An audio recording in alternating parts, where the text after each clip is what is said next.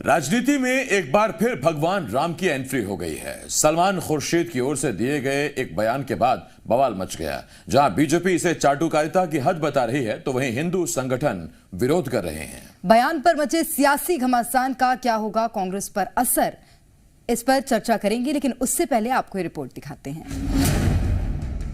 राहुल हैं राम, कांग्रेसी हैं भरत।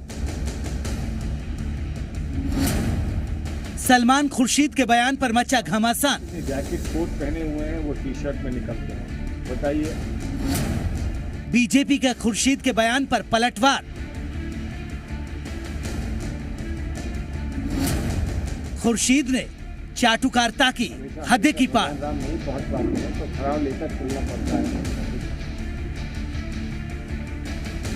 ऐसा है आप तो जानते हैं भगवान राम की खड़ाव बहुत दूर तक जाती है, तो कभी कभी खड़ाव लेकर भी चलना पड़ता है। हमेशा भगवान राम नहीं पहुंच पाते हैं तो खड़ाव लेकर चलना पड़ता है। तो भरत उनकी खड़ाव लेके चलते हैं, तो खड़ाव लेकर हम उत्तर प्रदेश में चले हैं।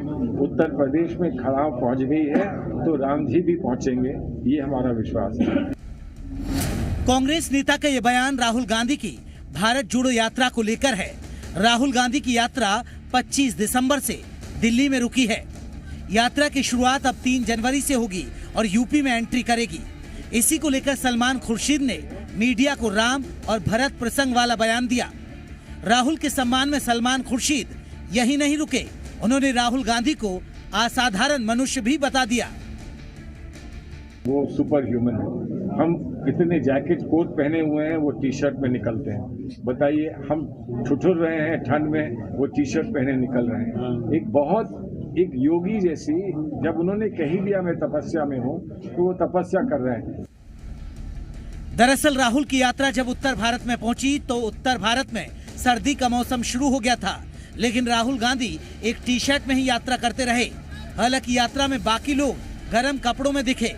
इसी सवाल के जवाब में सलमान खुर्शीद ने राहुल को असाधारण मनुष्य और योगी बता दिया। सलमान खुर्शीद के बयान पर बीजेपी हमलावर हो गई है।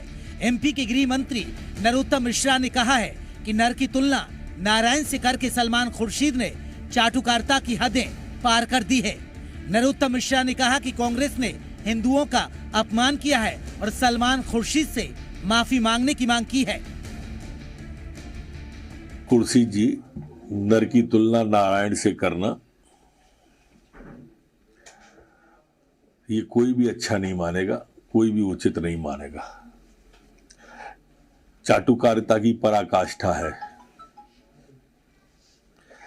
लेकिन इस चाटुकारिता से आप दूसरों को आहत कर रहे हैं। वहीं हिंदू परिषद का कहना है कि सलमान खुर्शीद ने भगवान राम की तुलना रामद्रोहियों से की है। राम का नाम लेते समय तो कम से कम कंपैरिजन ठीक कर लेते। ये कांग्रेस का लगता है कि अंत समय आ रहा है। इसे कहते हैं विनाश काले विपरीत बुद्धि।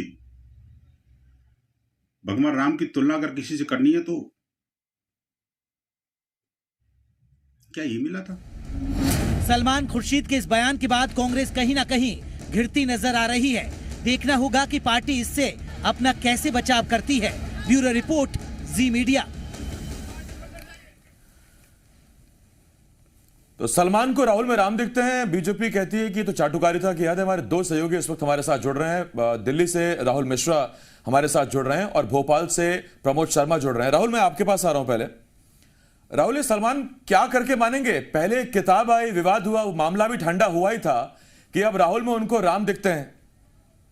देखिए आसिफ, आपने शुरुआत में जब आपने ये बात कही कि फिर से एक बार राम की एंट्री हो गई है पॉलिटिक्स में, तो ये कोई नया बात नहीं है। लेकिन क्योंकि भारत जोड़ो यात्रा का रूट को देखना जरूरी होगा कि आखिर में भारत जोड़ो की यात्रा की अब रूट कहाँ पे है। और जब भारत जोड़ो यात्रा का रूट यदि कहा जाए कि उत्तर प्रदेश की तरफ यदि रुख करता है, तो वहाँ पे जाहिर सी बात है कि सीधे तौर पर राम की एंट्री होना लाजमी है और यही कारण है कि अब राम की एंट्री हुई है। लेकिन जब राम की एंट्री की तुलना यदि आपने सलमान खुर्शीद ने यहाँ पर जब कर दिया, उन्होंने भगवान राम से तुलना कर दिया, तो जाहिर सी बात है कि जो बीजेपी है इसको कहीं भी बुनाने में कोई कोर कसर नहीं छोड़ना चाहती। और यही कारण है कि बीजेपी ने सीधे तुरंत हमलावर यहाँ पे बीजेपी हुई, वीएचपी भी जो विश्व हिंदू परिषद है वो भी हमलावर हुई और आड़े हाथों लिया है यहाँ पर सलमान खुर्शीद के बयान को।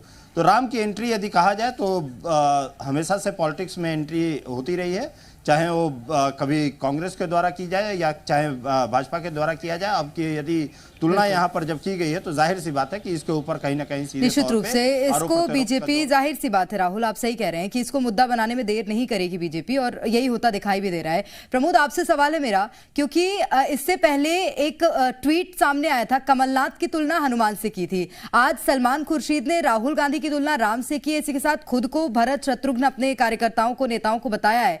सारे रामायण के किरदार क्या कांग्रेस में ही है, और अगर है तो इससे कांग्रेस को कितना सियासी फायदा होगा? देखिए, इन किरदारों के जरिए ही कांग्रेस पार्टी अब देखिए सियासी राज्य अपना जमाना चाहती है, वो कुर्सी पर काबिज होना चाहती है, और इसीलिए राममय कांग्रेस पार्टी नजर आ रही है। देखिए, कांग्रेस पार्टी सबसे पुरानी पार्टी है, वो पार्टी जो अपने आप को सर्वधर्म वाली पार्टी का नारा बुलंद करती है, लेकिन पिछले कुछ दिनों से कांग्रेस पार्टी के नेताओं के आप प्रचार के तरीके देखिए, उनका वर्किंग स्टाइल देख लीजिए, वो एकदम बदला नजर आ रहा है। जिस रास्ते पर चलकर बीजेपी ने सत्ता के सिंहासन पर लगातार कुर्सी पर काबिज रहने का ट्रेंड सियासत में सेट कर दिया, अब मजबूरन कांग्रेस पार्टी भी उसी राह पर हो चली है। कौन कह रहा है, देखिए, राम से राहुल गांधी की तुलना कौन कर रहा है? सलमान खुर्शीद कर रहे हैं, और वो राम से ही क्यों कर रहे हैं, ये सलमान खुर्शीद के इस बयान को भी समझना होगा।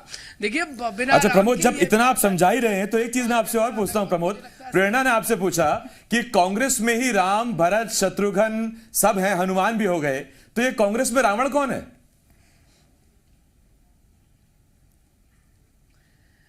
देखिए, रावण तो दूसरी पार्टियों में नजर आते हैं। अब देखिए, एक दूसरे की, बीजेपी को भी देख लीजिए आप, बीजेपी अपने नेताओं की भी ऐसी ही तुलना करती है, कोई नई बात नहीं है ऐसी।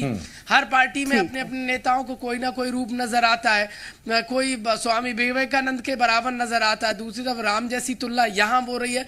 कुल मिलाकर हिंदुत्व के सारे सियासी अपना साम्राज्य स्थापित करना चाहते हैं, और राम के जो वोटर हैं, राम नाम की सियासी देखिए जो बटरी है वो सियासी पार्टियां बटोरना चाहती हैं, और 23 और 24 नजर आ रहा है।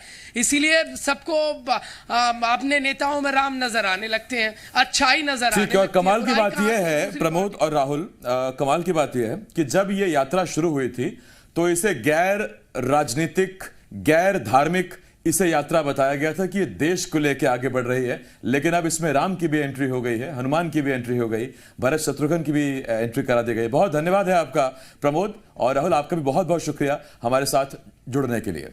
खबरों में बने रहने के लिए आप हमारे फेसबुक, ट्विटर और इंस्टाग्राम पेज को फॉलो कर सकते हैं। लेटेस्ट अपडेट के लिए आप हमारे यूट्यूब चैनल को सब्सक्राइब भी कर सकते हैं, और हाँ, बेल आइकन पर क्लिक करना ना भूलें।